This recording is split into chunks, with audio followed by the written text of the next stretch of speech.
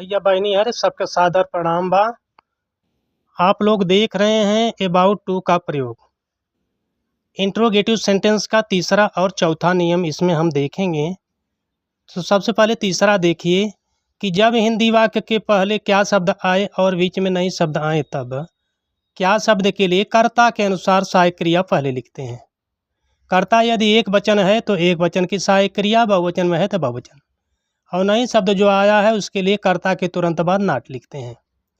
सूत्र भी हमारा यही कह रहा है। सबसे पहले क्या करिए, सहायक क्रिया लिखिए, इसके बाद सब्जेक्ट, सब्जेक्ट के तुरंत बाद नाट, फिर अबाउट टू, इसके बाद वर्ब की फर्स्ट फॉर्म, फिर ऑब्जेक्ट और ईटीसी जो दिया गया है। अगर कर्म का विस्तार आया है तो कर्म लिखेंगे, नहीं आया है तो नहीं लिखेंगे।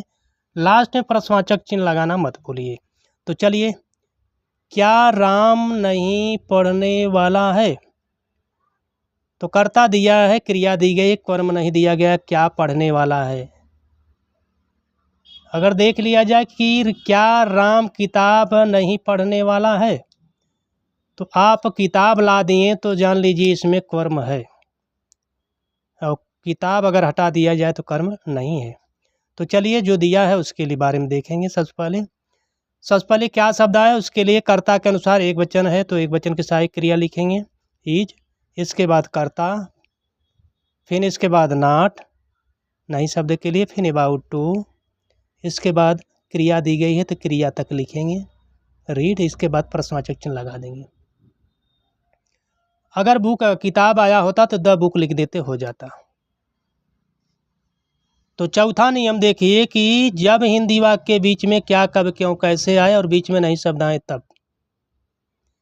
बीच में आए हुए प्रश्नवाचक शब्द की अंग्रेजी सबसे पहले लिखते हैं और नई शब्द के लिए कर्ता के तुरंत बाद नाट लिखते हैं।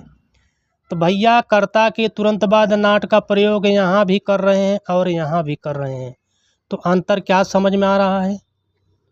अंतर यही समझ में आ रहा है कि जो प्रश्नवाचक शब्द बीच में आया है उसकी अंग्रेजी आप पहले लिख दीजिए, इसके बाद बाकी नियम प्रश्नवाचक नियम नंबर 3 की तरह लिख दीजिए।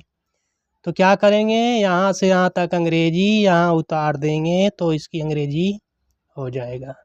तो भैया कुछ समझ में आया? अंतर तो समझ ही में आ गया होगा, आप लोग समझेंगे तब।